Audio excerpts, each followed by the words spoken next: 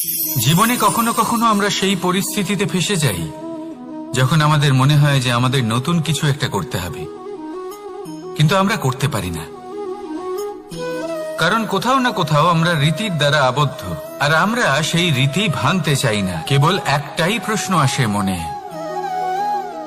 আশেপাশের মানুষ কি বলবে, আশেপাশের মানুষ কি ভাববে। আপনাকে একটা প্রশ্ন করি, কারা এই মানুষজন? আপনার জন্মের সময় এই মানুষজন কোথায় ছিলেন? যখন আপনি কোনো সমস্যায় পড়েন তখন এই মানুষজন কোথায় থাকেন? এগিয়ে এসে কি আপনাকে সাহায্য করেন, নাকি সেই সমস্যার সমাধান আপনি নিজেই করেন? এইসব মানুষজনের চিন্তা ত্যাগ করুন যদি আপনি জীবনে বাঁচতে চান। ভেবে দেখুন জীবনে কি কি শুভ আছে আর কি কি শুভ করতে পারেন। যদি তা স্রোতের বিপরীতে হয় তাহলে সংঘর্ষ করুন, কিন্তু এইসব মানুষজনের কথা ভাববেন না। ভেবে দেখুন জীবনে আপনি কি কি শুভ কাজ করতে পারেন। এটা ভাবুন যে আপনি কখনো এমন কোনো কাজ করে ফেলেননি তো যার জন্য কারোর হৃদয় আহত হয়েছে। শুভর দিকে নিজের চিন্তা কেন্দ্রীভূত করুন, আপনার জীবনে সবকিছু শুভই হবে। তাহলে আসুন আমার সাথে ভালোবেসে বলুন, রাধা রাধা। আজকাল আপনি দেখে থাকবেন যে মা বাবা শুধুমাত্র সন্তানকে ভালোবাসেন তা নয়, তাদের মোহেও জড়িয়ে পড়েন। বিদ্যালয় যখন পাঠান তখন সমস্ত সুযোগ সুবিধা দিয়েই পাঠান, চেষ্টা করেন যে সবসময় যেন সন্তান তাদের চোখের সামনেই থাকে।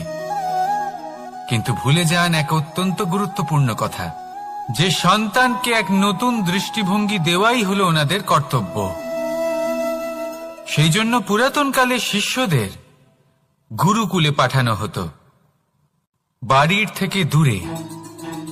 কারণ বাড়ি ছেড়ে যাওয়া এক সন্তানের জন্য, এক শিষ্যের জন্য অত্যন্ত শুভ লক্ষণ হয়।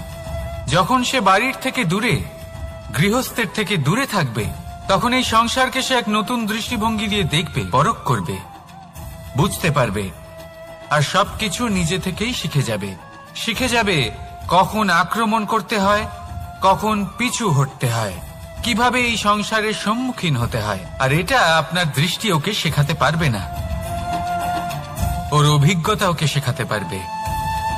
তাই মনে রাখবেন, যদি আপনি চান যে আপনার সন্তানের বিকাশ হোক, তাহলে অনেক সময় ওকে নিজের থেকে দূরে নিয়ে যেতে হয়। যদি মোহে আবদ্ধ থাকেন তাহলে ওর বিকাশ কখনোই হবে না। তাহলে আসুন আমার সাথে ভালোবেসে বলুন, রাধা রাধা। কখনো কখনো মানুষ মনে করেন যে সে নিজেই সব থেকে বেশি শক্তিশালী, তিনি হলেন জ্ঞানী। দেখুন, এটা ভালো ব্যাপার যে আপনার মধ্যে শক্তি আছে, জ্ঞান আছে, আর এটা শুধু আপনার জন্য নয়, এই সমস্ত সমাজের জন্য, দেশের জন্য, সমগ্র পৃথিবীর জন্য অত্যন্ত আবশ্যক। কিন্তু এই কথাটাও বোঝা অত্যন্ত আবশ্যক যে এই জ্ঞান যেন কখনো অহংকার না হয়ে ওঠে। যখন মানুষের মধ্যে জ্ঞান থাকে তখন সে রাম হয়ে ওঠে। রাম, যিনি সমুদ্রের বুকে সেতু বানিয়েছিলেন, বানর সেনার দ্বারা রাক্ষস রাজকে পরাজিত করেছিলেন, আর চিরকালের জন্য সবার কাছে আদর্শ হয়ে উঠেছিলেন। আর যদি মানুষের মনে অহংকার জন্মায় তাহলে সে রাবণ হয়ে ওঠে। দেশে বিদেশে যতই খ্যাতি থাকুক না কেন, সে রাক্ষস হয়ে ওঠে, নিজের সাথে সাথে সমস্ত কুলের বিনাশ করে বসে। এবার জ্ঞান নাকি অহংকার, আপনার কি চাই সেই সিদ্ধান্ত আপনার, আর আপনার এই সিদ্ধান্তই নিশ্চিত করবে যে আপনার কর্ম কি হবে, আর আপনার এই কর্মই নিশ্চিত করে দেবে আপনার প্রারব্ধ কি হবে। তাহলে শুভ কর্ম করুন আর আমার সাথে ভালোবেসে বলুন, রাধা রাধা। কর্ম এবং ফল। মানুষের স্বভাব হলো এটাই যে তিনি নিজের প্রত্যেক পরিশ্রমের প্রতিফল প্রার্থনা করেন। বেশিরভাগ সময় এই ফলাফলের চিন্তা করতে করতে, কল্পনা করতে করতে উনি কর্ম করতে থাকেন যে আমি এই কাজটা করলে এই ফল পাবো। সেই সব কল্পনা করতে থাকেন যা না তার হাতে আছে, না আছে অধিকার, আর না আছে নিয়ন্ত্রণ। উনি শুধু নিজের কর্ম করতে পারেন। উনি কি ফল পাবেন তা তার হাতে কখনোই নেই। তাই আপনিও শুধুমাত্র কর্ম করতে থাকুন, ফলের চিন্তা করবেন না। মনে রাখবেন, শিকড় এবং শাখা যেভাবে একে অপরের সাথে জড়িয়ে, সেইভাবেই একে অপরের সাথে জড়িয়ে কর্ম এবং ফল। যেরকম কর্ম আপনি করবেন সেরকম ফল আপনি অবশ্যই পাবেন। তাই এই ফলের আশায় কর্মের সময় কখনোই নষ্ট করবেন না, কারণ যে ব্যক্তি সময় নষ্ট করেন সময় সেই ব্যক্তিকে অবশ্যই নষ্ট করে দেয়। কর্ম করুন নিঃস্বার্থভাবে, ফলের চিন্তা করবেন না, আর আমার সাথে ভালোবেসে বলুন রাধা রাধা। কর্ম এবং ফল দেখতে গেলে এই সমস্ত ব্রহ্মাণ্ড এই দুইয়ের মাঝেই স্থির হয়ে আছে। মানুষজন কর্ম করেন ভালো ফল লাভের আশায়, আর ভালো ফল লাভের আশায় উনি এটাই ভুলে যান যে উনি যে কর্ম করছেন তা কি করছেন। আমি বলেছিলাম কর্ম করুন ফলের চিন্তা না করে, কিন্তু কি কর্ম করছেন সেই বিষয়ে ভাবাটাও অত্যন্ত আবশ্যক। নয়তো অনেক সময় আমরা এমন কর্ম করে ফেলি যা না চাইতেও বিষে পরিণত হয়, যা হয়েছে দুঃশাসনের সাথে, দুর্যোধনের সাথে, গুরু দ্রোণের সাথে। একজনের মানসিকতা উচিত ছিল না, একজনের বিবেক উচিত ছিল না, আরেকজন যে পক্ষ নির্বাচন করেছিলেন সেই পক্ষ উচিত ছিল না। আর যা কিছু ওনাদের সাথে হলো আপনার আমার আমাদের সকলের সাথে তা হতে পারে। আমি বলেছিলাম কর্ম করুন, ফলের চিন্তা করবেন না, কিন্তু এই কর্মের বিষয়ে বিচার করে দেখাটাও ততটাই আবশ্যক। দেখুন, কর্ম করার উচিত প্রক্রিয়া ফলের চিন্তা না করা, কিন্তু যদি আপনার কর্ম শুভ হয় তাহলে তার ফলও নিয়তি আপনাকেই দেবে। সর্বদা কর্ম করার সময় এটা ভাবুন যে আপনার এই কর্ম এই সংসারকে, এই সমাজকে, আপনার পরিবারকে, আপনার আশেপাশের মানুষজনকে কোন দিশায় নিয়ে যাবে। যদি এটা সবার জন্য মঙ্গলময় হয় তাহলে কর্ম করতে থাকুন। আর হ্যাঁ, নিশ্চিত রূপে ফলের চিন্তা করবেন না। আসুন আমার সাথে ভালোবেসে বলুন রাধা রাধা।